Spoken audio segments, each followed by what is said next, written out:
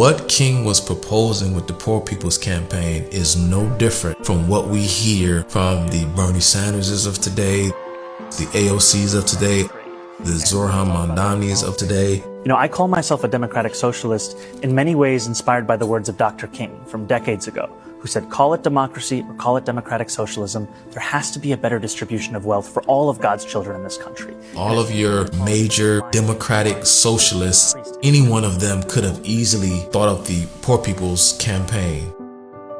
The budget of the United States government at that time was a little over $120-something billion. King wanted $30 billion. And he says, I'm going to go to Washington, D.C., and I'm going to shut it down until I get it.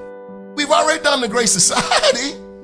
Now you want a quarter of the United States budget for you to just play with? That was Martin Luther King.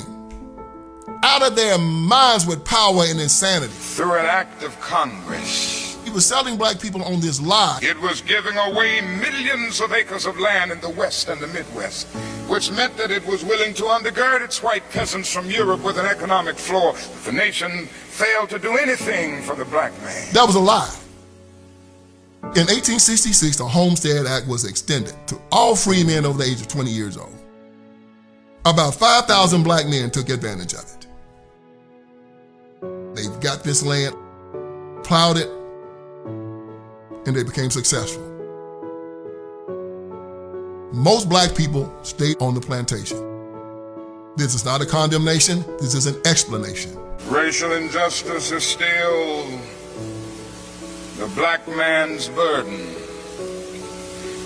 and the white man's shame. On the one hand, King perpetuated this narrative that the Negro race was doomed to poverty as a result of racist policies, which conveniently gave the impression that white people by comparison were living high on the hog, when in fact, a greater number of white people made the same as low-income Negroes, and not in just Appalachia, but all over the country. Whites were also sharecroppers. They worked the tobacco fields and picked cotton. King would haphazardly acknowledge them by saying that his campaign was for all poor people and not just blacks, while still emphasizing that racism was one of America's three major flaws, which he said included militarism and poverty. There are three evils in our nation. It's not only racism, but economic exploitation of poverty would be one, and then militarism. And I think in a sense... Stanley Levinson had given him his walking papers, and it told him, okay, now, this is what you're going to do.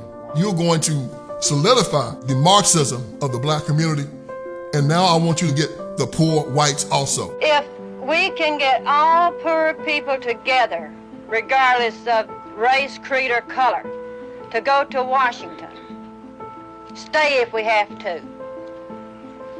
That's one thing now that scares the power structure. Poor People's Campaign just wasn't about black people. If you get poor blacks and poor whites and Hispanics together, you got yourself a serious army.